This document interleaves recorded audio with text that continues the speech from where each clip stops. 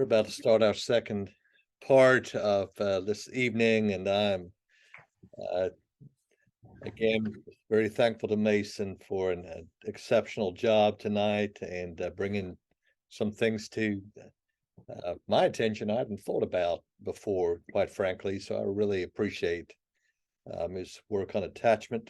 Look forward to much more research. I have the privilege now to introduce Dr. Douglas Ribeiro, and Dr.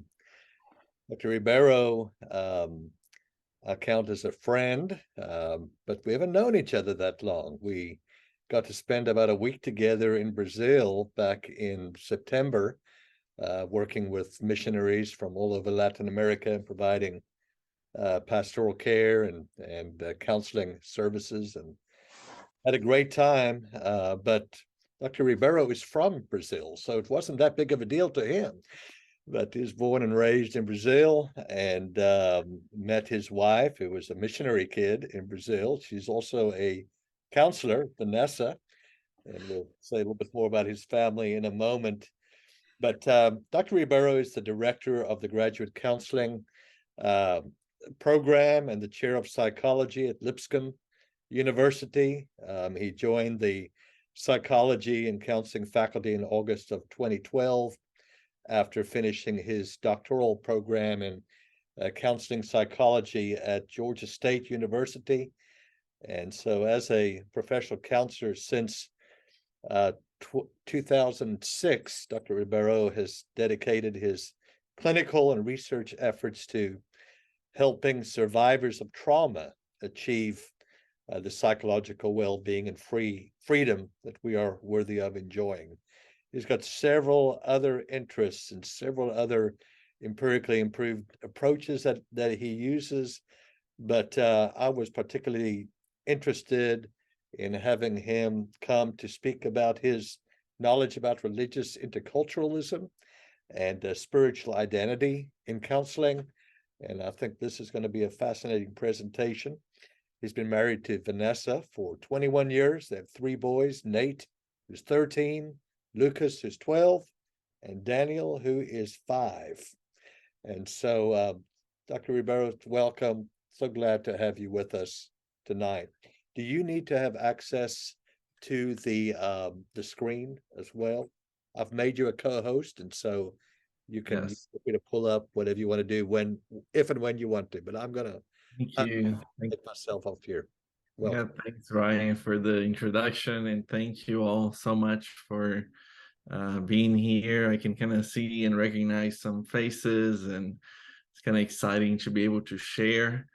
I will be trying to stumble my way through technology here a little bit to make sure that I'm able to show my presentation here. Let me make this now. Can everybody still see it? Can you see it as a full screen? Yes, great. Perfect. Do you still see it as a full screen right now? Yes. Perfect. Well, so here what you guys can, you all can see is a picture that I took while visiting my family a few years ago.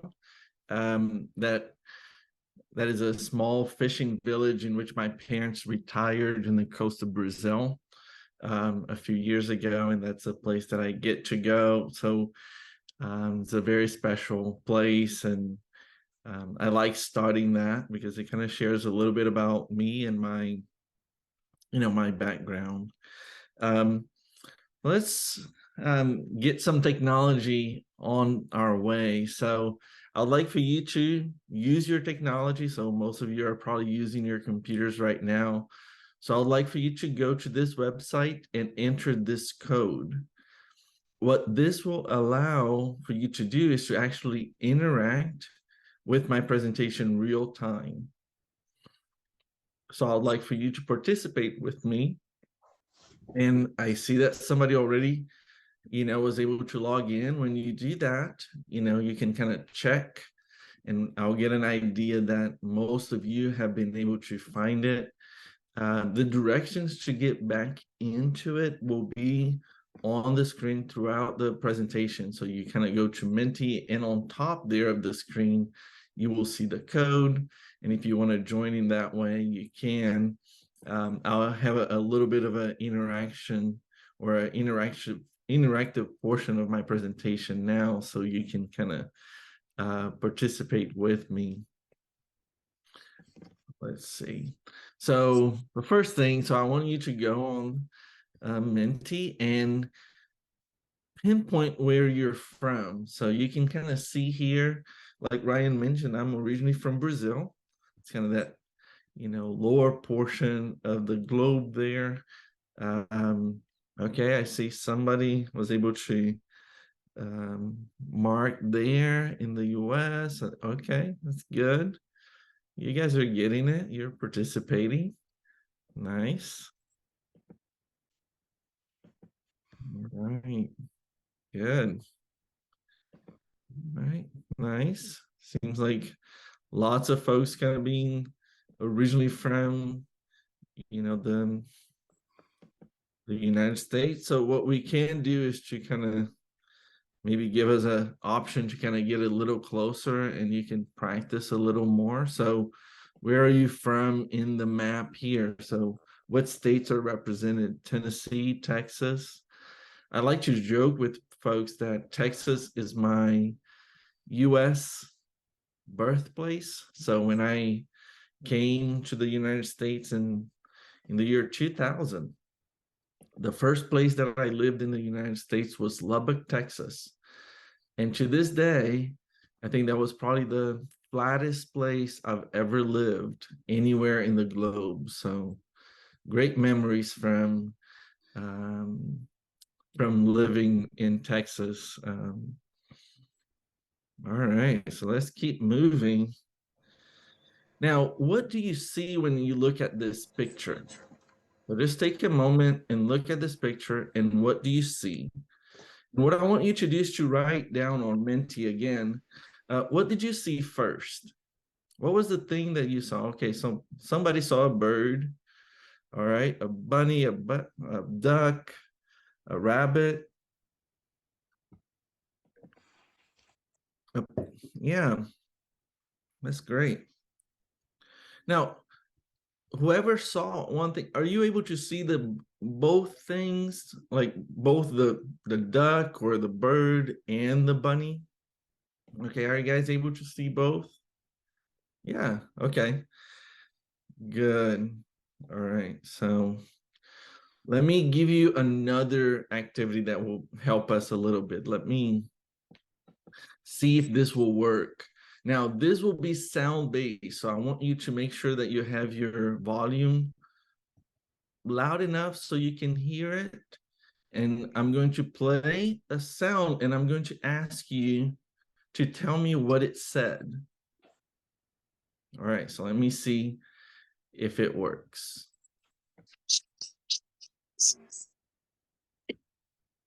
Did you guys hear that sound? Yes or no? Did you hear a noise? There was a noise, but it was Okay, good. So that's all right. So let me play that noise again, but then I'm going to play the noise so that you can try to maybe understand. Sean catch that? Did Sean catch that big goose without help?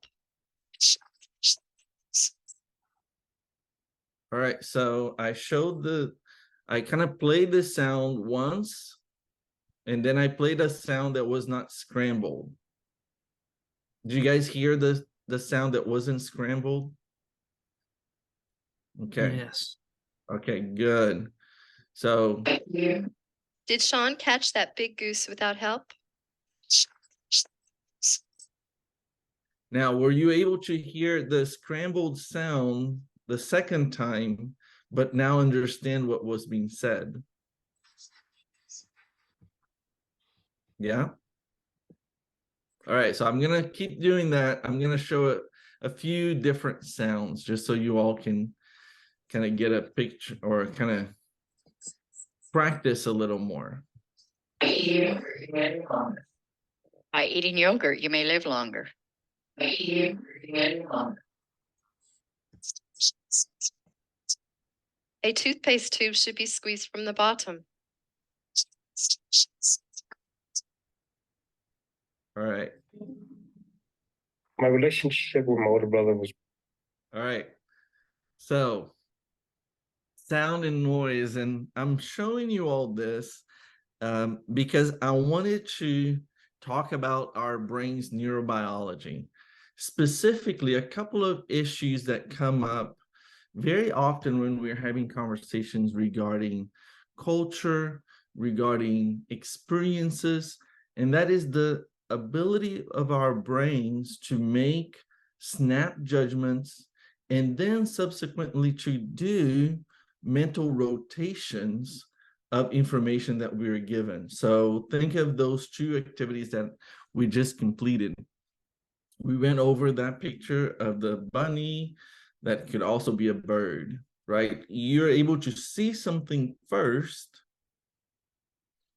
and then to make a mental rotation so that you're maybe focusing your eyes maybe to a different area of the image to be able to see the second perspective of the same image. So you're able to kind of maybe see things a little differently. So that is your brain learning real time. Your brain is adjusting and it's making a mental rotation. Now, the second thing that I showed you all was the audio, which is a little more uncomfortable to do, right? We hear that noise and we can't understand what it's saying, but then we hear it unscrambled and we're like, oh yeah, we understand that and that's fine. But the fascinating thing about our brain is that as soon as you hear that second unscrambled piece of the sound, when the person is actually saying what was scrambled before, when you hear the same sentence, but now after your brain was able to learn, you can actually understand the scramble, which is a fascinating thing. That is your brain learning without you even trying to learn. Your brain will do that automatically. And what is important about that for the conversation we are about to have is this. Our brains are very complex and they can do a lot more than what we would maybe consider part of our conscious awareness that is primarily controlled by this area here in green, right? This prefrontal cortex. So when we look at the prefrontal cortex, we look at this area in green, this is what we would consider to be more of what we are aware. However, memories are not stored in our prefrontal cortex.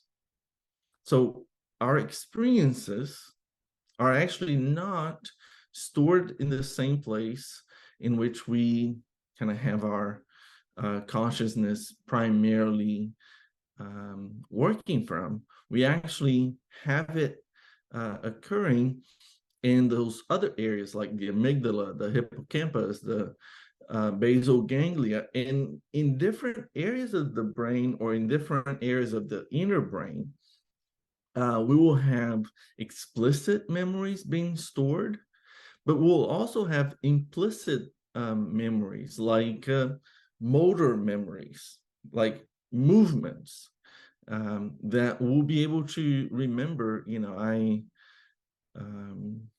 I enjoy riding the bicycle, but I don't ride the bicycle all the time. But those movements, those memories are stored there in the basal ganglia, in the cerebellum. They're stored, and my prefrontal cortex is not using it. Now I've, I had the opportunity to do something that I hadn't done since the year, I think 2000. It was the year that I got to the United States. I went snowboarding with my family, and we got there. It was maybe 2 weekends ago, And we got there, and I put the snowboards on and kind of struggled a little bit, but was able to enjoy a day of snowboarding, and my kids did skiing and so forth. So our brains are able to store memories and experiences in ways that are very powerful. Now, this will be key for our presentation today, because the approach that I will take to our conversation about culture will be very much grounded on our personal experiences. So our approach today will be less about learning about them and culture, or the culture of those out there, or the religious experiences of those out there. Although those are very important and valid, and we do need to study and research and be aware of them. But most of the gains that we've found in the literature have been on the development of the provider's own awareness of their conscious thoughts and processes and schemas surrounding religion and culture, but also their explicit and implicit memories that they may have with particular groups and their own selves. So this will be an interesting way for us to kind of go about in doing this. I have a few learning objectives that I want to make sure that we cover. I will be discussing some of the professional dispositions that we've found to be extremely important for helping professionals to have. And then we'll talk about cultural humility and multicultural competence. And then we'll talk a little bit about therapeutic broaching strategies. And my goal is not to stay here very long, and make sure that I honor my time with Ryan and don't keep you guys too late on a Friday night. So I'll try to move through this process pretty quickly. So here's, just a brief overview. And from now on, all of the artwork that you will see will be artwork that I worked on for just a few seconds, creating using artificial intelligence. So you can go online and use artificial intelligence to create original art. So this is what I did for our presentation today. For this, I entered something about group of individuals, or a group of religious individuals. And this is what the artificial intelligence gave me. And some of the things that we know and have kind of heard for so many years has been this idea of what are some of the dimensions about religiosity or religiousness. And I remember hearing this very, very much several years ago, this idea that often we can see these dimensions of our belief system through believing. These are, our beliefs, or the individuals that we may be working on, that they'll have beliefs about the supernatural. Our religiosity will also often look at specific practices or behaviors. These can also include moral attitudes. So behaving, one that is not as common when we discuss religiousness is this idea of bonding. Now, bonding is important because these can be grouped as kind of religious rituals that enhance community and connection, right? So you can see as we develop our religious identities that bonding will be a critical piece, which is similar but also associated with this idea of belonging. However, belonging gives us more of a sense of affiliation to our religious traditions. So these are important concepts to to have in mind as we think about our own religious identity development, but also those that we work with. One unique piece of information that has been on the literature more recently, but I think we probably have seen this in the news, is the idea of individuals that used to be religious or have a religious background, but now they are not identifying themselves with that religious group. So this would be the concept coined or, kind of discussed primarily in an article by Van Togeren in 2020 that looked at this idea of religious de-identification. Now, this is important because for so many folks that we work with, they may have had a background in which they had a religious foundation, but now they don't identify as religious. They might consider themselves as, I am a religious done or a religious none. In a nationally representative sample of 3 different cultures, looking at US, Netherlands, and Hong Kong, approximately 1 in 5 participants in the study reported being at one time religious, but no longer identifying as religious. So when we think about religious identity, we have to think about this idea of a de-identified religious stance. Now, what is unique about this and extremely important for us to explore is the fact that when we have this religious de-identification, in their study, what they found was this, that we are left with a religious residue effect.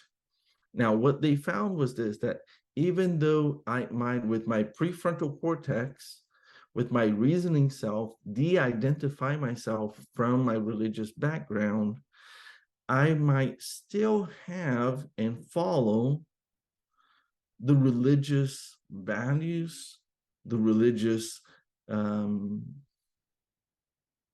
effects. Basically, psychologically speaking, I still have residue from my religious background. This is extremely important because I think in our culture, we may have many behaviors, many norms, many values that now are maybe presented through a secular lens. There are actually religious residues. And this kind of creates a level of complexity that is important for us to be aware of. So this is kind of a really broad just overview or looking at this idea of religious identity. Now, what we've found in our field is this, that there is evidence among highly committed religious and individual or spiritual clients. So if someone is highly committed to their religion or they are very spiritual, greater improvements during psychotherapy are associated with clients' perceptions of the therapist's cultural humility. So when the therapist demonstrates cultural humility, and I will define this a little bit further, there are significant improvements in the therapeutic outcomes of religious clients. So our ability to show and engage with our clients from a culturally humble way will actually further their progress.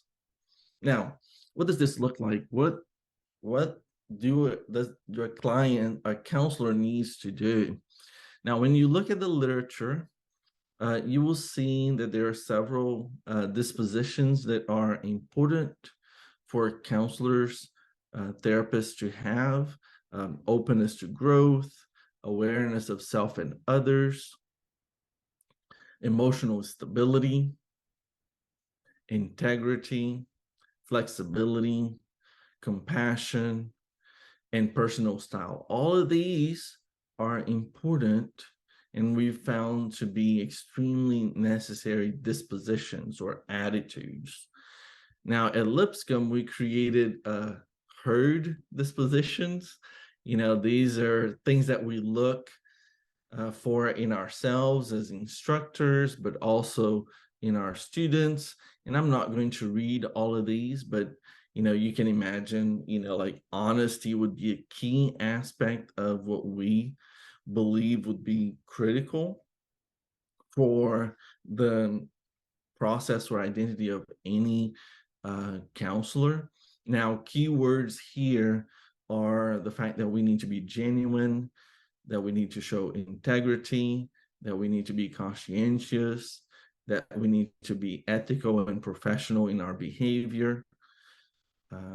Another critical disposition for us, and that we've found to be extremely important, is this idea of empathy. One of the things that I've been working really hard with our team is this idea of sustainable caring. Many of us have seen providers in our field that are just helpers, but they help in unsustainable ways. They are unable to maintain a lifelong career in this field because of unsustainable strategies. So we talk a lot about this idea of emotional wellness, recognizing our humanity, the humanity of those that we work with, and this idea of humility. Another aspect is that what we do is all about relationship.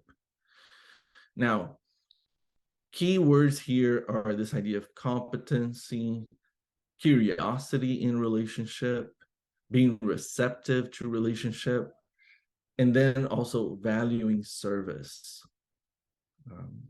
So extremely important there.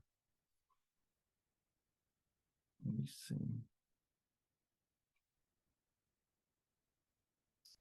The last one of our dispositions is this idea of diversity. And this will kind of lead into a lot of what we'll talk about today. Now, the keys here or keywords here would be this idea of awareness of self and others, being respectful of others and of self, this idea of social justice, taking action to the benefit of those that might be experiencing oppression or marginalization, and then advocacy.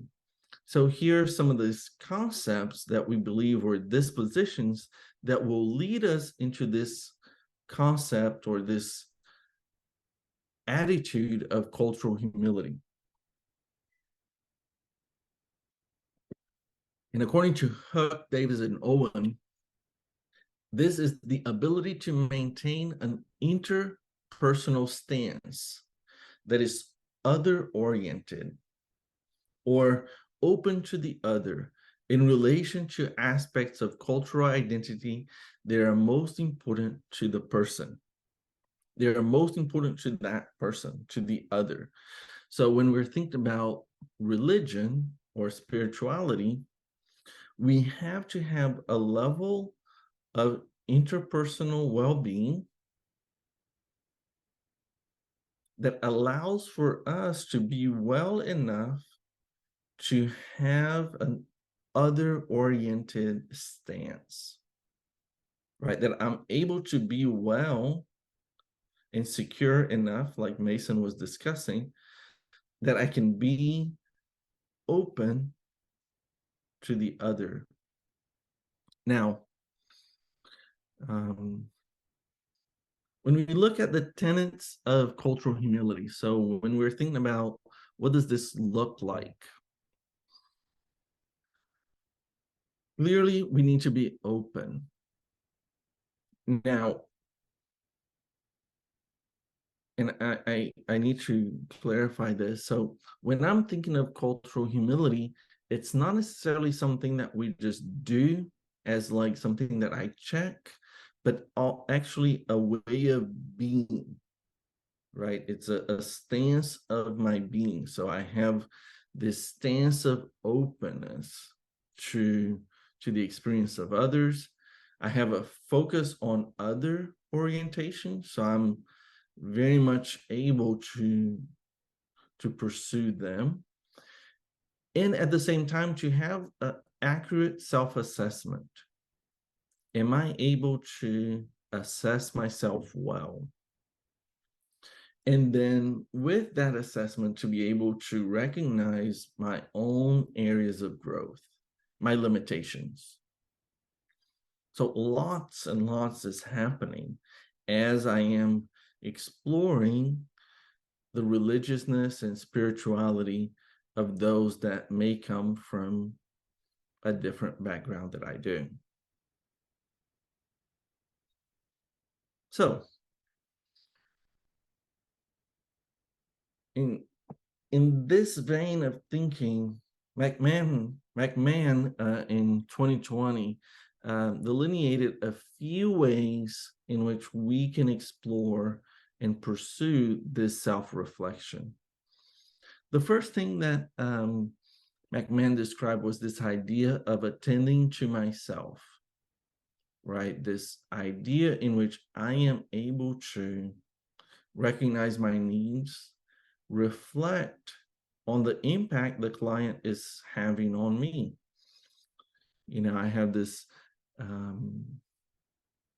tendency and goal every time that I transition from one session to the next to attend to myself, to check in with me and feel like, how am I doing? What is staying with me from this previous interaction, and what may be, you know, staying with me even throughout the day.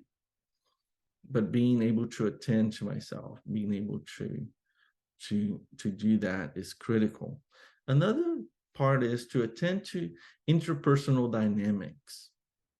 Like, what are the tensions that I may be having with the experiences with those that I work with? I remember early on having a professor mention that there will be times that there will be clients that I'll look forward to, that I'll be anticipating that they will come, and there will be clients that I will anticipate that they will no show, right? That there is an aspect of our relationship. There's a tension in how we relate, and this is definitely something that we have to reflect on. We also have to recognize some developmental dynamics, you know, the religious development of our clients or even ourselves. I remember having a conversation with someone, and they're just kind of feeling that sense of overwhelm with sitting with a client, going through a very long period of questioning and deconstructing their faith, and this person just being ready, right? Being ready for them to start reconstructing, being ready to this new phase. So they were just kind of in that moment. So it was so important for them to verbalize that developmental dynamic difference. Now, an important thing that I think it's fair to highlight here is this reality that if my client is spiritually or religiously ahead of me, right, that if they have done more work in their religious or spiritual identity development, this will create a significant challenge in our ability to connect and for that client to remain. So that's something that has been shown in the literature consistently, is that ideally you have a therapist that has a greater level of development, identity development than their clients. We have to attend to power dynamics, right? Often I've worked in church settings or used the office in the church setting, and maybe for some of us, we might work both as therapists and ministers. So there are some significant power dynamics that we need to reflect upon.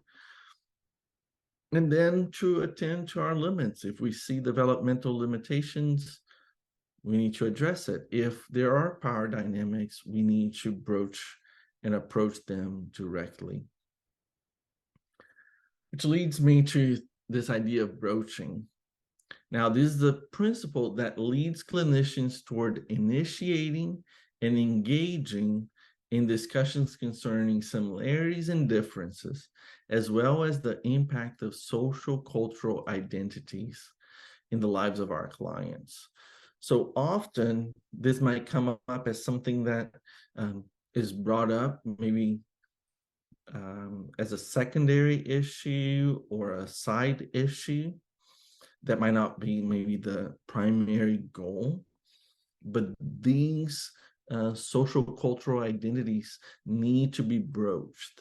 They need to be addressed. And because of power dynamics, the responsibility falls on the therapist. So there are several broaching styles. Sometimes we just avoid it, right? We notice that they brought up something about their identity, maybe a religious conflict with their behavior, and we may avoid it. There's also this tendency to isolate. We may approach it, but then we may even state it out loud that, oh, this is unrelated. So we may isolate a particular identity of our clients, especially if it's something that we feel uncomfortable with, and we may not broach it, or if we broach it, we quickly isolate it. Kind of moving toward a better way of broaching, issues of identity would be continuing, so that we continuously broach maybe identity issues or uniquenesses of the individual. But at this stage, it's incongruent. It's not necessarily direct. Let me see. Okay. Sorry, I'm just looking at the text here. So the idea here is that it's incongruent, which the next would be that we are able to broach in a congruent way. So when someone might bring up an issue of their identity as somebody that was very religious and then deconstructed their belief system, and now they feel very uncomfortable with being in family events, let's say like a baptism. We may now be able to introduce that discomfort and tie it in to maybe their presenting issue of a mood difficulty or an anxiety. So we actually are able to highlight it together and in a congruent way. We're bringing the whole presentation, the whole self together. And then infusing. Now, infusing is not necessarily that we are imposing, but the idea here is that conversations about identity are infused in the work that we do. So there's not necessarily an approach in which I'm just talking about the presenting issue or the relationship. Is that when I'm talking about the relationship, I'm also talking about gender, I'm talking about religion, I'm talking about race, I'm talking about ethnicity. So this would be the idea of a broaching that is inclusive of all of these identities that are intersecting. Good. So I know that I kind of went through this. There was a few comments, and I wanted to make sure that we did not go long on time because I wanted to spend some time having a conversation with everybody. So let me see here. All right, so this is our time. I saw Chris and Ryan that kind of had some comments. So I wanted to leave my presentation up here, but also now open for questions and a conversation. So Chris Jones. Oh, okay. I was just going to say that Russell Seiler Jones is one of our colleagues from our community at Canuga, the former southeast region of the American Association of Pastoral Counselors. And he helped develop the ACPE, spiritually integrated psychotherapy training. And I recognize that broaching is part of his book and part of that training. And it's really good. I would recommend that to others. Yeah. And I think part of this concept of broaching that is so important is that the onus of responsibility falls on the therapist, right? That ultimately I am the one that is developing a space of safety for the clients that I'm working with. So that environment is one that I have to show that it's safe for a client to bring up more, maybe potentially more identities that they haven't yet revealed. So that's kind of where it becomes extremely important for me as a therapist to initiate the broaching. Any other thoughts or reactions, questions on these?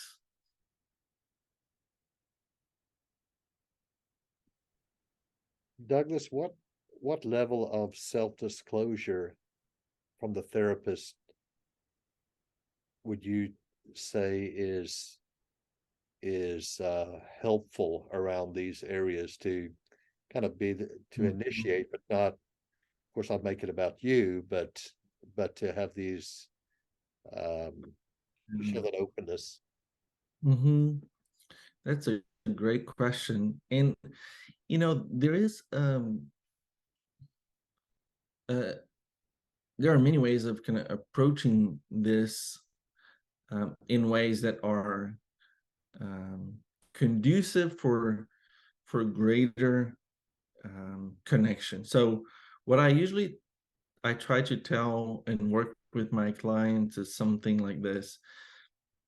What I bring to the therapeutic process is a level of expertise at broad psychological and well-being levels, right? That my training, my experience provides me that level of expertise, while the client has local specific expertise. So they are the experts on themselves, and I am the expert on more general aspects. And that my approach will be one that I will need them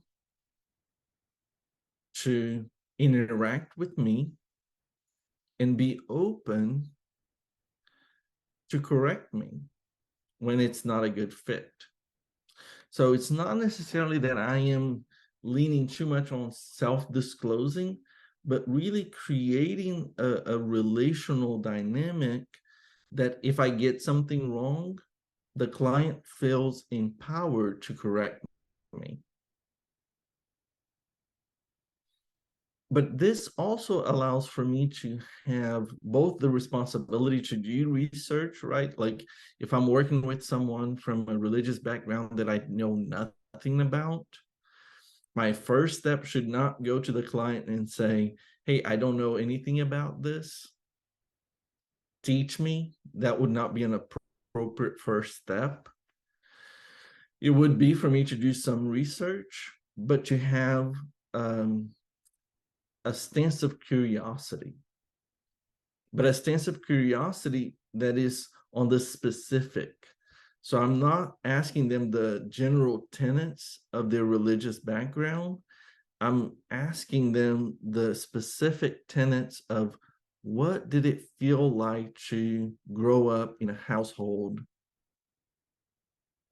upholding to a specific religious background. Does that make sense? It does. Thank you. One of the approaches I've found helpful with clients of my cultural background and of others is to start with this preface to a statement, and I mean it. What I make up in my mind in talking to you is a picture that goes like this. Does this ring true for you? That's opened up, that gives a lot of permission to say, no, that's not it. Or yeah, that's pretty darn close. Yeah, no, that's a great point. And so much of this, so we might be working, let's say, if someone is coming from a majority group in our area. So let's say they're coming from a Protestant, a Christian background, and they may experience a lot of other individuals from that background. Your approach can, be one that is very unique. But let's say if you come from a background that is somewhat different. So I live on a street. At the end of my street, there is a Coptic church. And we always drive by when we're going to church and coming, and they're always having events. They're always having, and I have this sense of curiosity about it that, I just want to stop and be like, hey, what's going on? Tell me. Therapeutically speaking, that can be unhelpful if I am just curious. The goal of combining, this cultural humility, this curiosity, and broaching is that I'm not just asking out of curiosity, I'm asking with a therapeutic, in an infusing way. I am integrating my sense of curiosity with the therapeutic goals that we've set in place.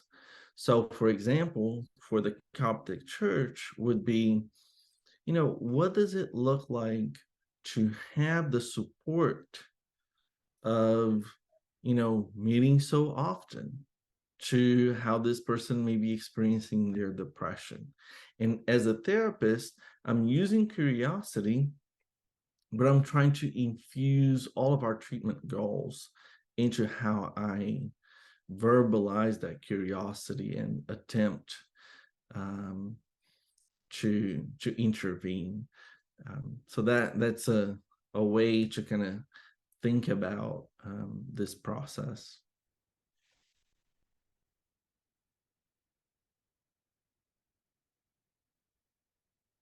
Now, what do you all think about that research that kind of was looking at the de-identification and the residual aspects of religious or spiritual experiences in your work? Kind of as you think about spiritual identity development, working with clients, and having that sense of, yes, there is some residual spirituality there. There's some residual religiosity.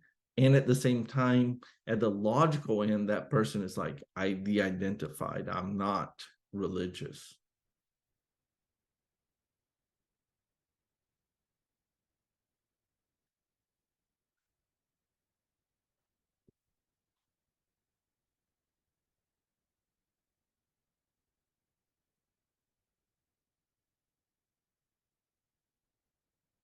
not everybody at the same time.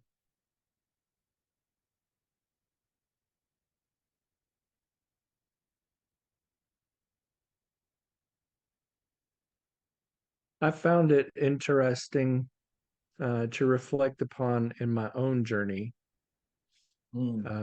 as I have spent many years kind of evolving in what I believe and what I state as more intellectual belief, or choosing how to live my faith by a chosen practice.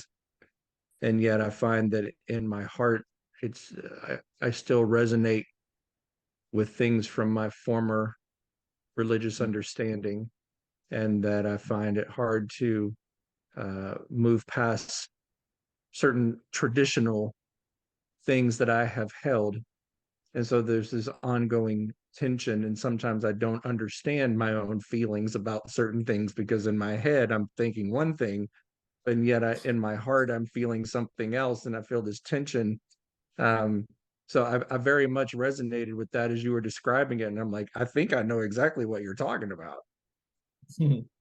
Yeah, I tend to see this very often with folks that may have left a religious group, but they retain that evangelistic spirit. You know, they are now evangelizing others to leave that group or to move to where they are, you know, which is like, oh, you know, you could have just left and gone live your life. But there's that residual aspect that it's not like within the person's awareness. I see this, you know, often.